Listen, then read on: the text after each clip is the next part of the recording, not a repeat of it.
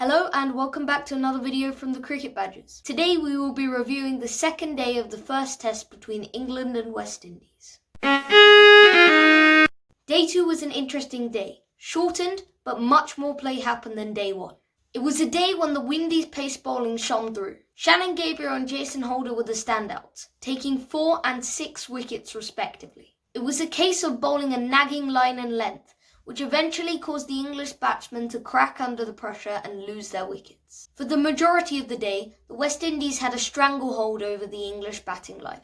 During the one partnership between Buttler and Stokes when England looked in control, West Indies let this pressure be released and the runs began to flow for England. However, they pulled it back and England squeezed out 204 runs before being bowled out, thanks to a short cameo from Dom Bess. However, it has been argued that this isn't too far under par, considering the nature of the pitch. West Indies, on the other hand, made batting look easier and reached 57 for 1 at stumps. This was because the opening spell from the English bowlers, famously orchestrated by Broad and Anderson, was lacking and rather flat. It is interesting to note that Broad was controversially omitted from the team for this game.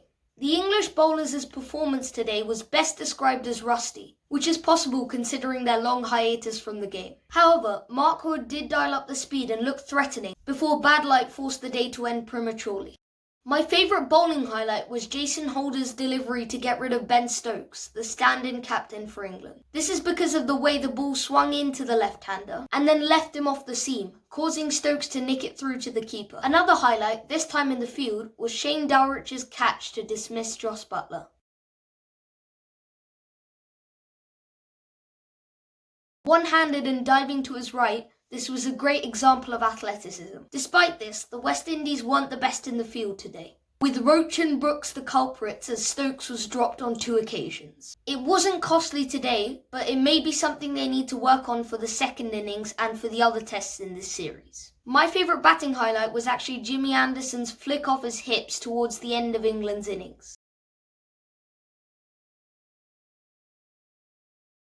It illustrated how you could score if you make the right decisions on this pitch, but unfortunately many of the English batsmen succumbed to poor shot selection today. Another interesting point to discuss is the many umpiring decisions that were overturned. The teams have 3 reviews due to non-neutral umpires, so it wasn't too controversial today, but there have been many critics in recent times of umpiring quality. So it is definitely something to watch out for in this series, and the series is coming up in the near future. For tomorrow, I think Shai Hope is one to look out for. He's just one of those players that can really punish you once he gets in, and he looked quite comfortable at the crease today. I think it's entirely possible for him to get a big score tomorrow. Also, we shouldn't forget Ben Stokes, who can clearly put up regard performances, as we saw at Headingley and in the World Cup final last year. He is one who steps up when the team needs him, and we definitely can't count out that happening in this test match. If you guys have any suggestions about any other segments or topics I should discuss in these reviews, or just have some questions, please comment down below and I'll reply to you as soon as possible. That's all for today. I'll see you guys next time, tomorrow I guess. Bye!